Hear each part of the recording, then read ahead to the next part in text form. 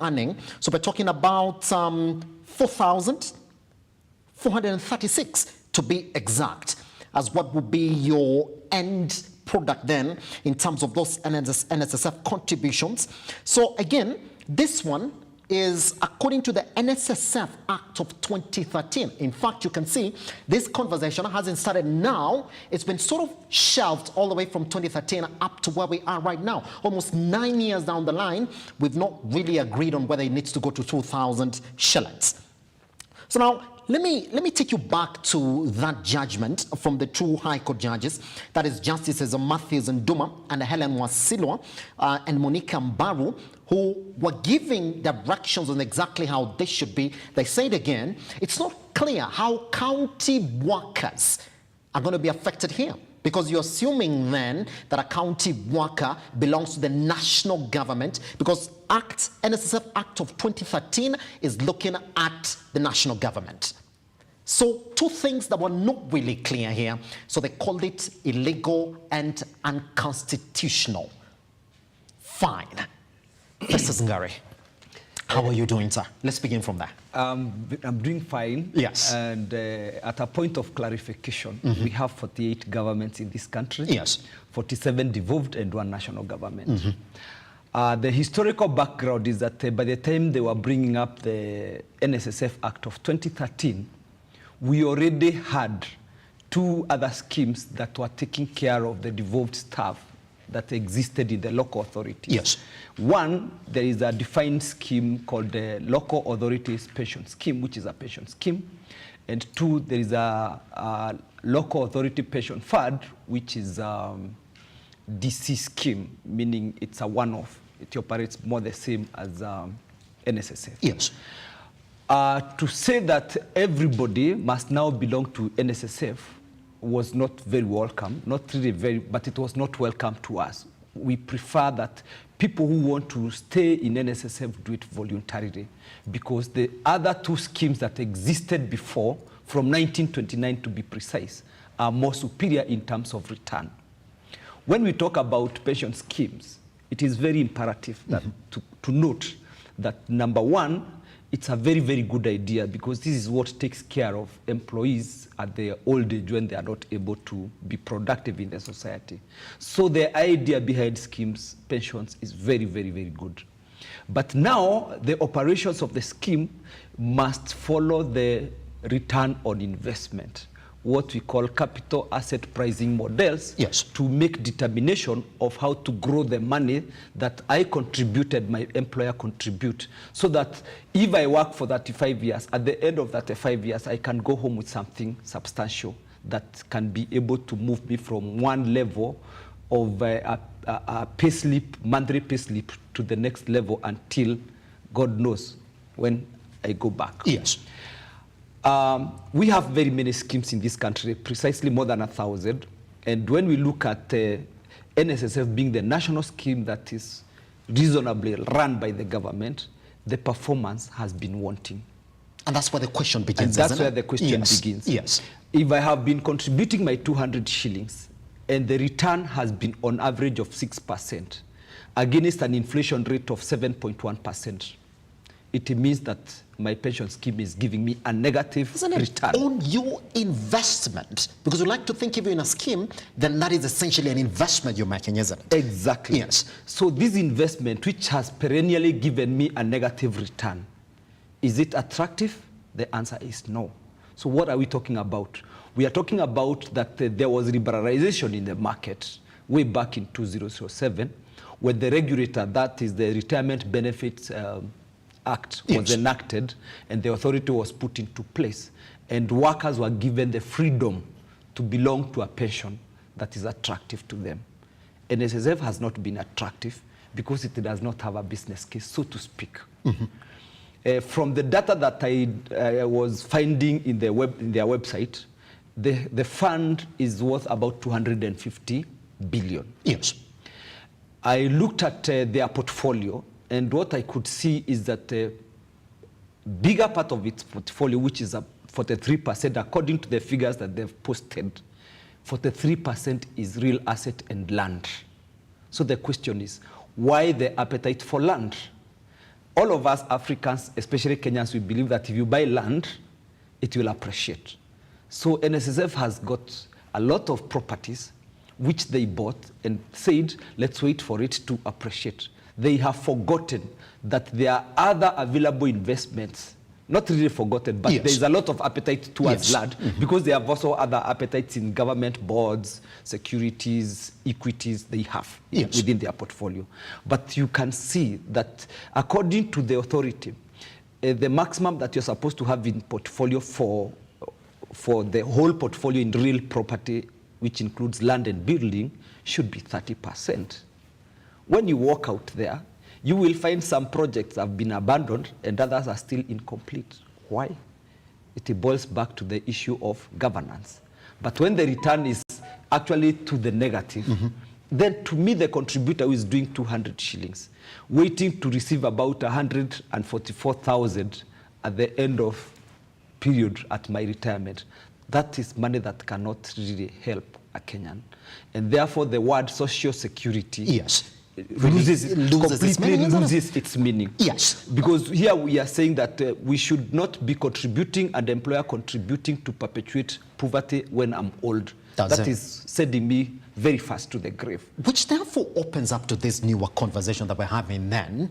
I mean, when you look at the numbers, you will say they're not adding, even the investment channels that NSSF is putting this money in, you're asking yourself, some of them are not even short-term returns, which I, as an investor, might go in and say, why don't you put our money here so that we can get these short-term returns? Now, William Ruto comes into government and says, we need to have a savings culture. Then he says, is it possible then that we can actually up this money from 200 to 2,000? Festus, you and I would like to think that more investments, more returns. But then when they are promising a single-digit return, not same return that you're getting at 200 shillings, is that why it beats the sense of investment? That is a very, very, very big contributor. But again, coming to the numbers, it's a good idea. Save as much as possible. Save towards the ceiling and not towards the floor.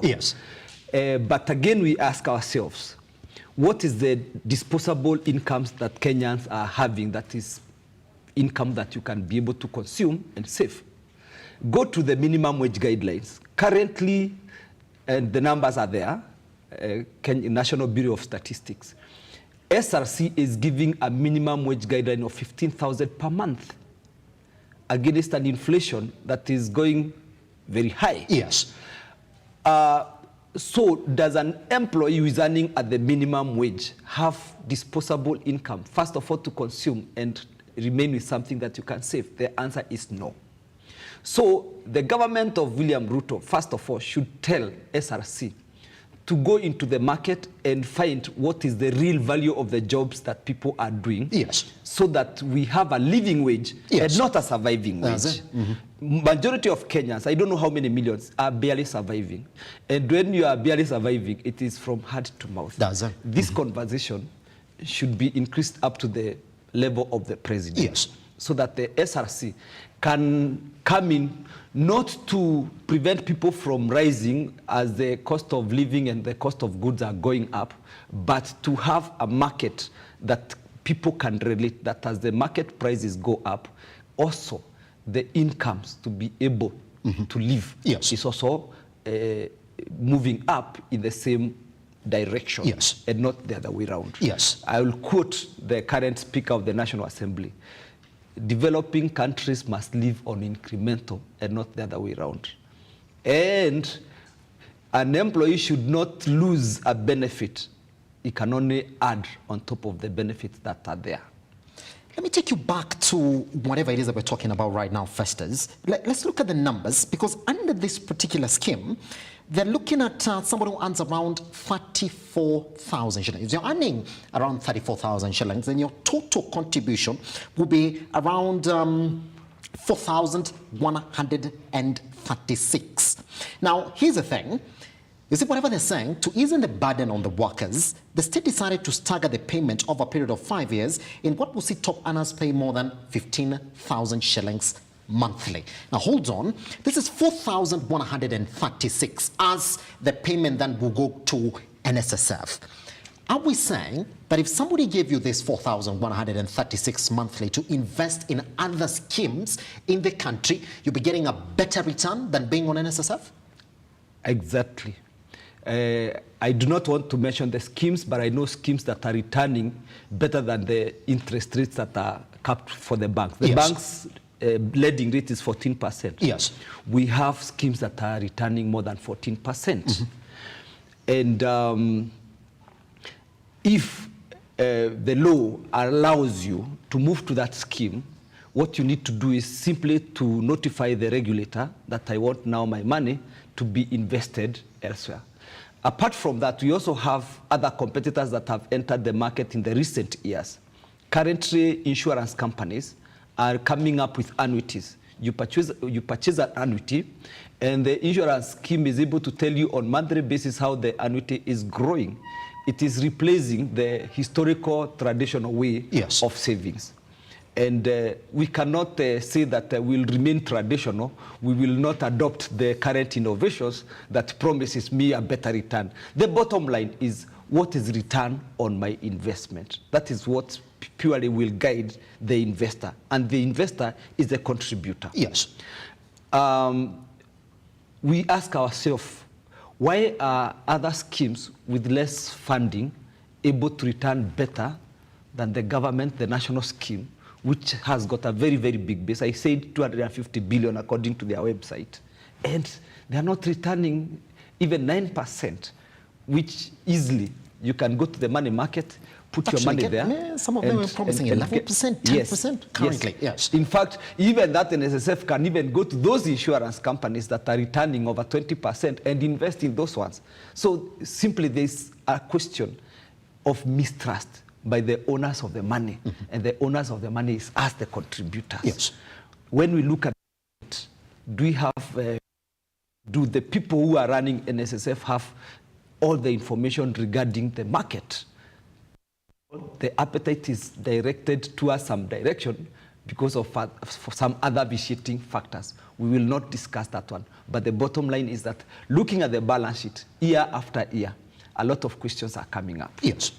It's another question that we're looking at this particular act from 2013, the county workers and any other devolved unit then, and this conversation becomes a question. Why is that a talking point in NSSF, Festus? They had just seen a market. Yes. That from the old constitution to the new constitution. Yes. Because both the two levels of government will be drawing money from the exchequer, they saw a very, very easy way of just enacting a law, not to protect people from poverty, but a simple method of collecting a lot of money into the scheme. Into the scheme, because it's coming from the exchequer, and in this case, it's from the two levels of government. So should the understanding be that county government, any county government becomes a government by itself, that should not be governed by the national government law? No, there is a law that governs the relationship between the two levels of government. That law is there and pure. What I'm saying is that if it was my recommendation, NSSF should come up with a way, an innovative way of being attractive, so that as opposed to creating a law that will force Ngari or Elijah to move into NSSF by law, it should be voluntary, because the returns are attractive. Yes. This country is not short of people who require pensions, including the informal sector. Have they tried to give some form of social security to the informal sector? And we have people in informal sector who have no secured pension, yet they have some disposable income that can be put somewhere. That's just an example. As opposed to looking at, now that the constitution is changing, now let us enact a law and force people into this slaughterhouse. Yes. Because for me, it's a slaughterhouse. It has never returned. It has been reported in news time and again that even the investment in the quarries in the Athi River were not worth the investment. Yes. I know you have an umbrella of county workers that you represent. Correct. Festus Ngari. And if you look at this law, it's been quashed because of public participation. Let's try to assume that the public participation process in the country is a fluid process that really touches on what the law anticipates it to touch. What are the county workers saying as regards NSSF, Festus? We are saying one major thing, that we must be involved. Mm-hmm. And involvement is in form of governance. The national labor law envisages a situation where workers, contributors, will be 50% of the board of trustees. In a scheme? In a scheme. Yes. Not only NSSF, but in every other scheme. Yes. That is the national law. It envisages that. If I am a contributor, then I'm not likely, okay, it's not absolute, but I am more likely to tell my fellow contributors about the status, correct status, and when decisions are being made, I am likely to take that decision which will benefit me much more as a contributor, mm-hmm. as opposed to the fluid manner with which a board of trustees in NSSF is usually done, because it has always been controversial. Our representative is a court boss, and he has made noise over and over and over. Sometimes he's told, you are out, you're not, he just fights himself out. Yes. Then negotiations take place, then he says, no, this is a worker's fund, you need a worker. But he's not 50%. He's just one in a board of trustees that are 9. So for me, at least 4 should be representatives in that board, and they should be either experts in investment matters, yes. business finance, mm-hmm. Legal, or because of the big portfolio, which is supposed to be 30% real estate, then we should also have a QS, what do we call them? These people of land economics. Yes. Drawn from within the contributors. They can bring some expertise when decisions are being made. But if, like it has been said, we have political appointees, and I call it political interference, then basically the main issue of being in that board will not be to alleviate poverty for the contributors.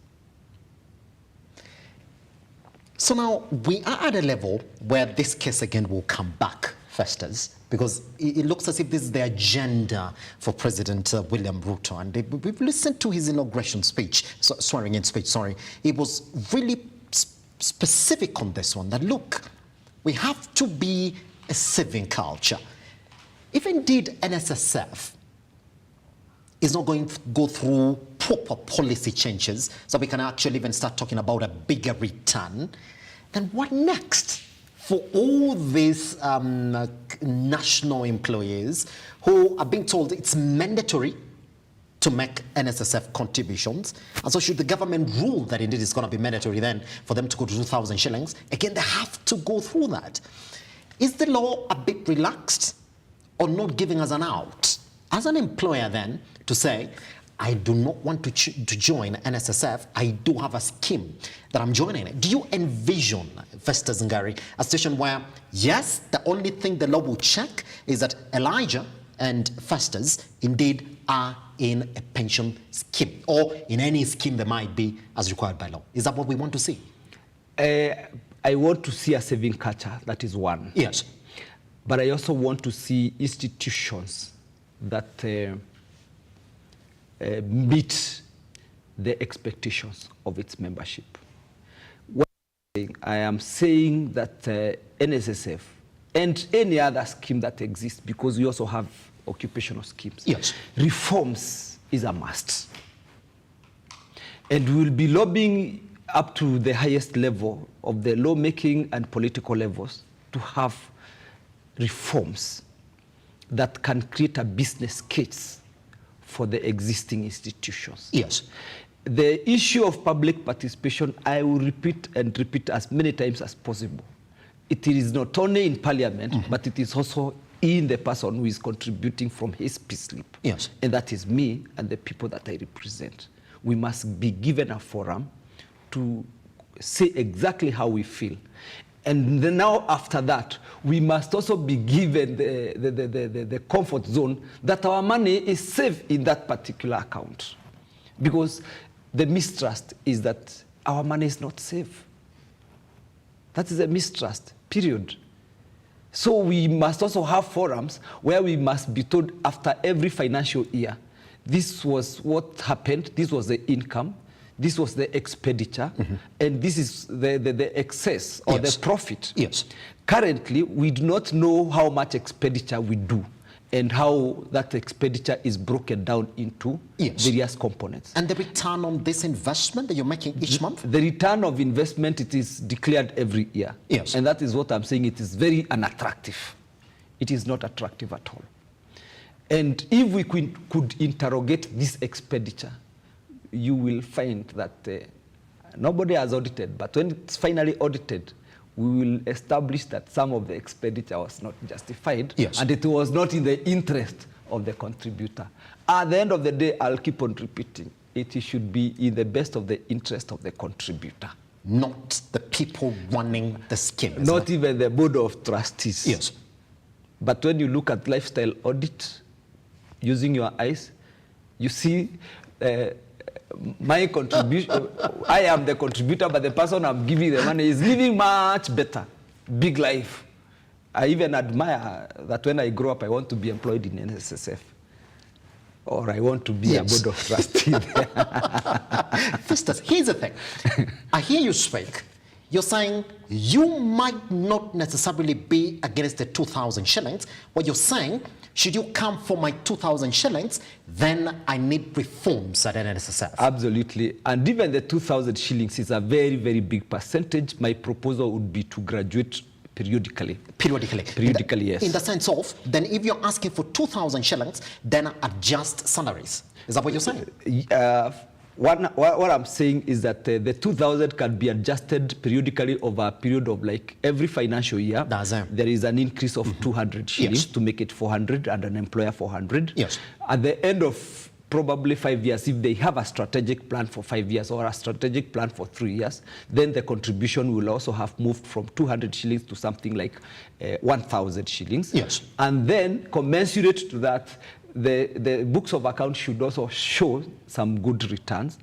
And then the last aspect would be what? After that incremental, then our salaries should also be adjusted so that we are able to survive and leave that 1,000 for savings. Right now, I'm insisting. Yes. We have nothing to save. It's hard to mouth. We are really pressed. The last time we saw salary adjustment was year 2012. For the last 11 years, no salary adjustment. Yeah, and I've used in the headlines today. They might not be adjusted anytime soon. That's how we're starting in this government. That was the headline today. Yes. And I don't know. It could be a headline that is illegal.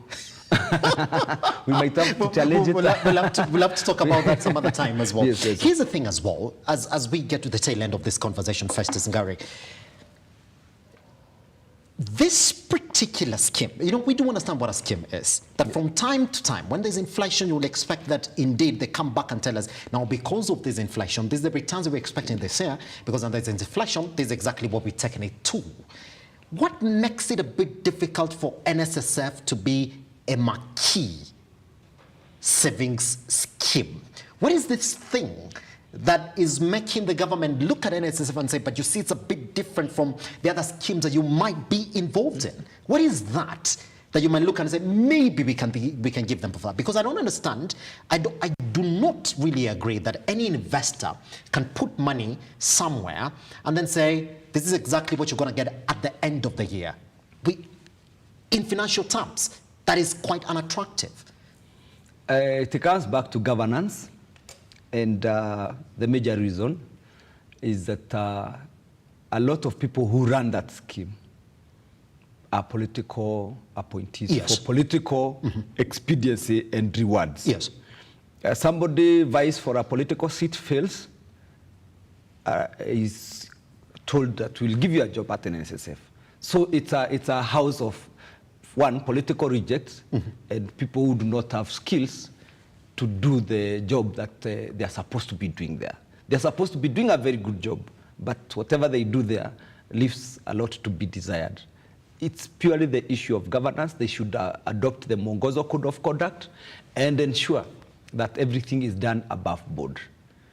Right now, we do not know what is being done there. Pretty much. So somebody would ask you then, indeed, the courts have taken it out on the basis of public participation. You are at the core then of getting affected by this. Should it go back again and then go back to public participation, and then it finds itself at the table where it's going to be law now? What are you currently doing now for Festus Ngari as a union then, to just make sure that these issues that we're talking about here, once they come back again, they will notice exactly what you need? There are two major things that I'm very happy about the court ruling. Yes. Apart from public participation, there is also the issue of competition. The court also realized in its own wisdom that where there are alternatives and options and competition, then Kenya's right to choice will never be alienated to them. Yes. So that is a door that has been permanently closed.